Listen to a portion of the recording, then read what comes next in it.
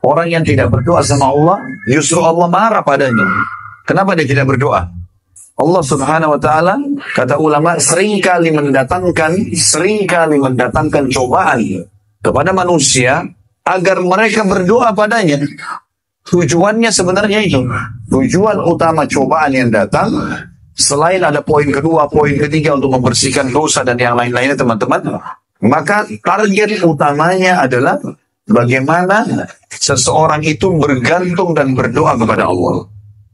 Baik, ada poin-poin yang saya ingin jadikan sebagai inti judul-judul ya, sebagai bahan muhasabah. Yang pertama teman-teman, pahami dulu kalau doa itu adalah ibadah.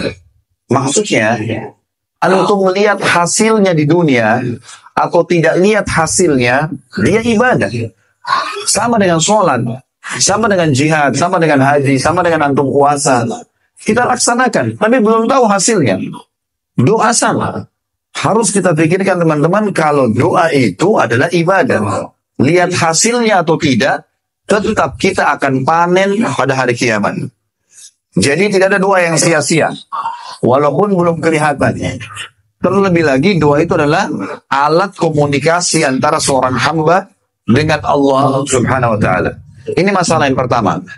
Poin yang pertama yang harus direnungi, kalau doa adalah ibadah, rutinkan saja terus.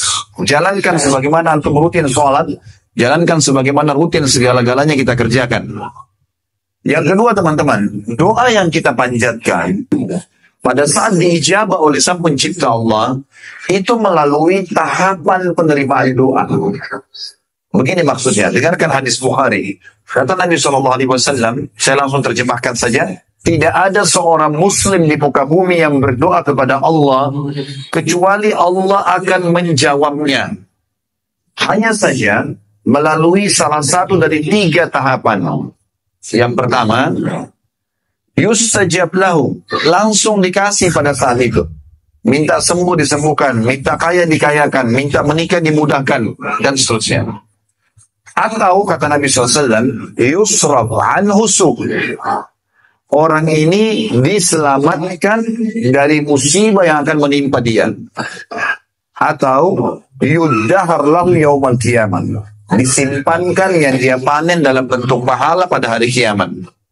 Dalam sebuah athar yang sahih disebutkan, baginda Nabi SAW bersabda, hari kiamat nanti akan ada orang-orang yang datang teman-teman sekalian membawa bergunung-gunung pahala. Lalu mereka bingung, dari mana pahala ini? Mereka sempat berkata, dari mana pahala ini? Bertanya kepada para malaikat. Lalu mereka berkata, para malaikat itu, ini adalah pahala doa-doa kalian yang belum kalian terima jawabannya di dunia. Maka diterima dalam bentuk pahala yang besar, bergunung-gunung hari kiamat. Lalu apa kata Nabi SAW? Semua orang-orang itu yang menerima pahala bergunung-gunung berharap pada saat itu agar semua doa mereka di dunia belum dikasih jawabannya, agar mereka menerima dalam bentuk pahala yang besar pada hari kiamat. Kata para ulama teman-teman sekalian, kalau seandainya ada orang, kita bahas tadi kalau langsung diterima Allah kasih terima, yang kedua Allah hilangkan kesusahan.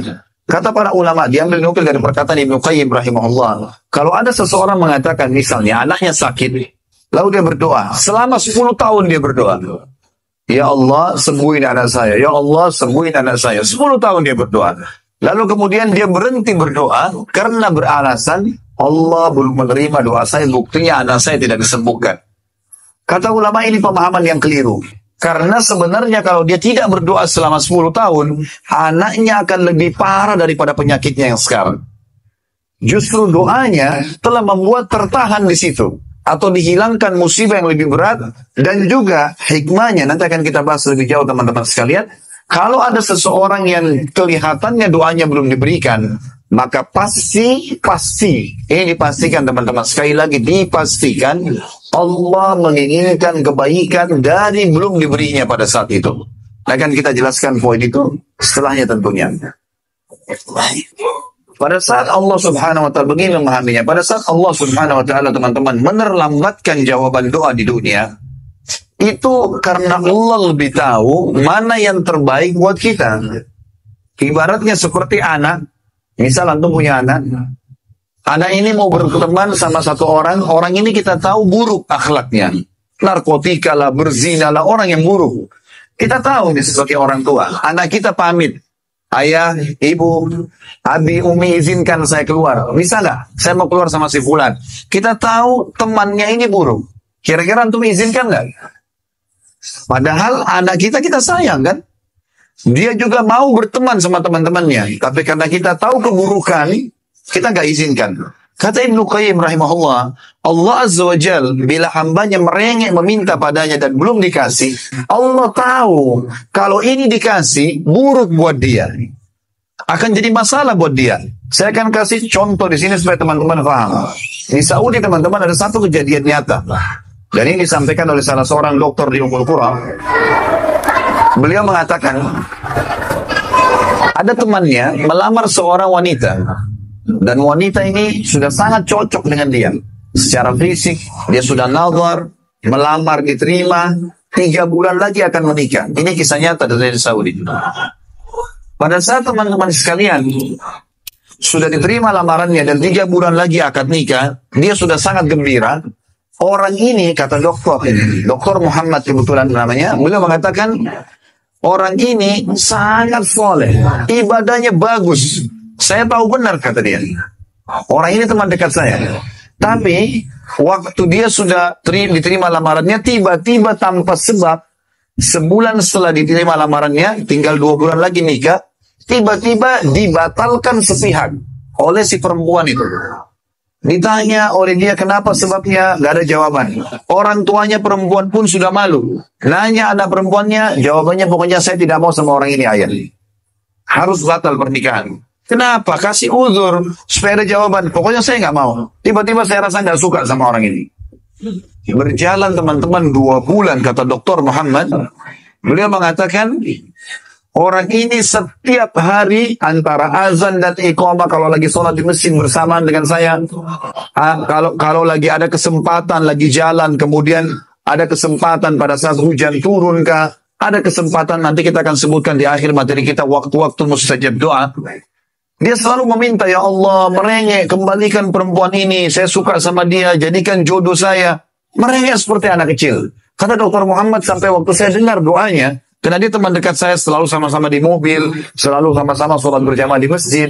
Maka yang saya bilang, saya pun berdoa mengatakan, ya Allah, ijabahkan doanya orang ini. Kesian. Sampai merengek luar biasa kepada Allah, dia minta. Kata Dr. Muhammad, terus saja orang ini berdoa selama 2 bulan, teman-teman sekalian, non-stop. Ternyata kelihatannya tidak diijabah. Setelah 2 bulan, rupanya perempuan ini memang menunggu tanggal hari H yang tadinya sudah disepakati supaya keluarganya nggak terlalu malu. Lewat hari H itu, ada laki-laki lain melamar, diterima lamarannya, menikah. Laki-laki yang tadi yang kita jadikan saksi bahasan kita, teman-teman sekalian, pada saat dia tahu perempuan itu sudah menikah, dia tahu istrinya orang, dia berhenti berdoa. Lalu kata Dr. Muhammad, saya justru tahu bahwasanya Allah sayang dengan teman saya pada saat si perempuan itu nikah sama laki-laki lain. Justru pada saat itu saya terima jawabannya. Selama ini saya bertanya-tanya kenapa Allah belum ijabah doanya. Ternyata teman-teman sekalian, dia mengatakan sebulan setelah perempuan itu nikah sama laki-laki tadi yang jadi suaminya sekarang, terdeteksi di payudara sebelah kirinya kena kanker ganas. Harus dipotong payudara sebelah kirinya. Berjalan 2 bulan pernikahan, payudara sebelah kanan juga kena. Kanker itu harus dipotong dalam 2 bulan, tidak punya payudara. Ini kisah nyata. Bulan ketiga, teman-teman sekalian, urat saraf bagian kepala otak perempuan ini bermasalah, berpengaruh pada penglihatannya, buta matanya. Dan bulan keempat perempuan ini meninggal dunia. Apa kata Dr. Muhammad? Setelah terjadi semua itu, saya baru tahu bagaimana sayangnya Allah yang Maha Pemula dan Maha Penyayang kepada teman saya. Kalau teman saya menikah sama orang itu, maka pastinya dia hanya menjadi pengawal atau dia hanya jadi susternya, perawatnya istrinya. Justru Allah tahu ini orang soleh, ini gak layak buat kamu, jangan nikah. Padahal dalam pandangan dia sementara sebenarnya, teman-teman sekalian, inilah orang yang terbaik. Lihat bagaimana Allah Azza wa Jalla menolak, karena Allah lebih tahu. Lebih jauh pahami hadis Bukhari. Kata Nabi SAW, Allah berfirman kepada para malaikat, tahankan sebagian rezekinya hambaku ini kepada fulan. Karena kalau kau luaskan, dia tidak akan menyembahku. Dan luaskan rezekinya si fulan, karena kalau kau luaskan, dia malah tambah taat kepada dia. Ini ada saksi bahasan dengan bahasan kita, teman-teman. Saya punya teman dekat di Indonesia.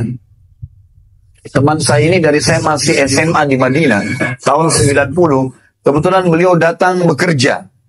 Sahabat dekat saya jadikan sahabat. Bukan mahasiswa, tapi beliau kerja pada saat itu.